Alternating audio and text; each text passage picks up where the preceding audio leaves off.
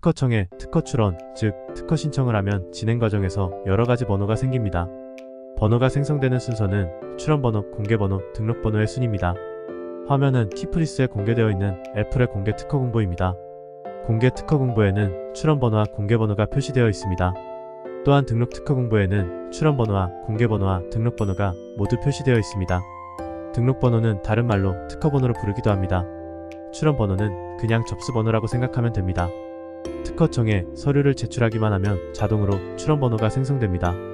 화면에는 출원번호가 10-2021-003157일로 표시되어 있는데 맨 앞에 10은 특허 출원을 의미하고 2022는 특허청에 제출한 연도를 의미하고 뒤에 7자리 숫자는 그 연도에 특허청에 접수한 순서대로 부여되는 번호입니다.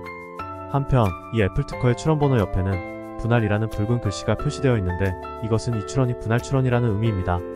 분할 출원은 이전에 출원했던 원출원에 포함된 발명을 별도로 출원한 것인데 이로 인해 분할 출원의 공개 특허 공보와 등록 특허 공보에는 반드시 원출원의 출원번호와 날짜가 표시되어 있습니다. 참고로 실용신안 출원번호는 20으로 시작합니다. 또한 디자인 출원번호는 30으로 시작하며 상표 출원번호는 40으로 시작합니다. 공개번호는 출원인이 제출한 특허 명세서의 내용, 즉 발명의 내용을 세상에 공개할 때 부여되는 번호입니다. 특허청에 발명의 내용을 기재한 특허 명세서를 제출하면 특허청에서는 1년 6개월 동안 외부에 공개하지 않습니다. 그리고 1년 6개월이 경과하면 국방상 필요한 발명과 같은 극히 예외적인 경우를 제외하고는 발명의 내용을 무조건 공개합니다. 1년 6개월이라는 기간은 전 세계 모든 나라가 동일하다고 보시면 됩니다. 출원된 발명을 1년 6개월 동안 공개하지 않는 이유는 발명을 구체화하거나 사업화를 준비하는 최소한의 기간 동안 제3자의 무분별한 모방과 도용으로 인해 피해가 발생하지 않도록 출원인을 보호하기 위한 것입니다.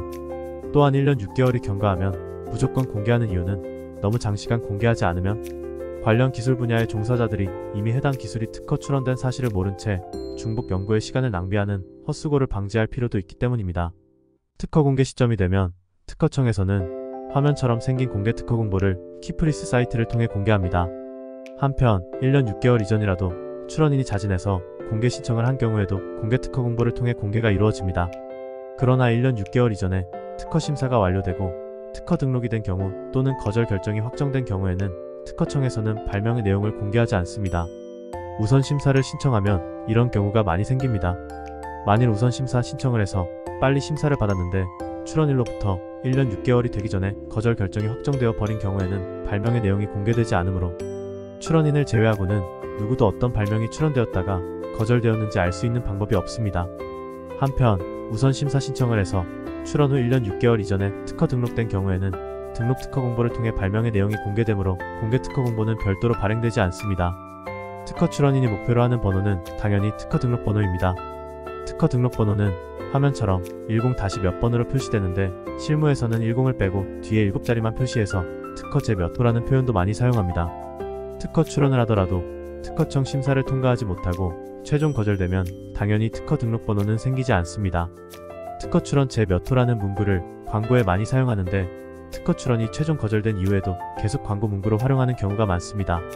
앞에서 설명한 것처럼 특허 출원 번호는 특허청에 서류만 제출하면 생기는 단순한 첩수 번호일 뿐이므로 너무 현혹되지 않기를 바랍니다. 또한 공개 특허 공보는 특허청에 서류를 제출하고 1년 6개월이 경과하면 자동으로 공개되는 것이므로 누가 특허를 받았다고 하면 공개 특허 공보가 아니라 등록 특허 공보를 확인하셔야 합니다. 또한 특허권의 권리 범위는 청구 범위에 의해 결정되므로 청구 범위의 내용을 정확히 확인해야 합니다. 특히 주의할 점은 대부분의 경우 공개 특허 공보에 기재된 청구 범위와 등록 특허 공보에 기재된 청구 범위가 다르다는 것입니다. 화면의 왼쪽은 애플의 공개 특허 공보에 기재된 청구 범위이고 오른쪽은 동일한 특허 출원의 등록 특허 공보에 기재된 청구 범위입니다. 대표 청구항인 청구항 1항을 비교해보면 등록 특허 공보에 기재된 청구항 1항의 구성요소가 공개 특허 공보의 청구항 1항의 구성요소보다 훨씬 많기 때문에 등록 특허 공보의 청구 범위가 공개 특허 공보의 청구 범위보다 훨씬 좁은 것을 알 수 있습니다. 일반적으로 공개 특허 공보에는 출원인이 특허청에 최초 제출한 명세서와 청구 범위의 내용이 그대로 공개됩니다. 반면에 등록 특허 공보에는 심사관의 의견 제출 통지서, 즉 거절 이유 통지서에 대응하기 위해 출원인이 명세서와 청구 범위를 보정한 사항이 모두 반영되어 공개됩니다. 특허청 심사관으로부터 의견 제출 통지서를 받으면 심사관이 지적한 거절 이유를 극복하기 위하여 최초의 청구 범위를 축소하거나 한정하는 보정서를 제출하는 경우가 많습니다. 이로 인해 등록 특허 공보의 청구 범위가 공개 특허 공보의 청구 범위보다 좁아지는 경우가 많습니다. 따라서 누군가의 특허를 확인할 때는 반드시 등록 특허 공보에 기재된 청구 범위를 확인해야 하며, 혹시라도 공개 특허 공보에 기재된 청구 범위를 최종적인 것으로 착각하면 큰 실수를 범할 수 있으므로 주의하시기 바랍니다. 시청해주셔서 감사합니다.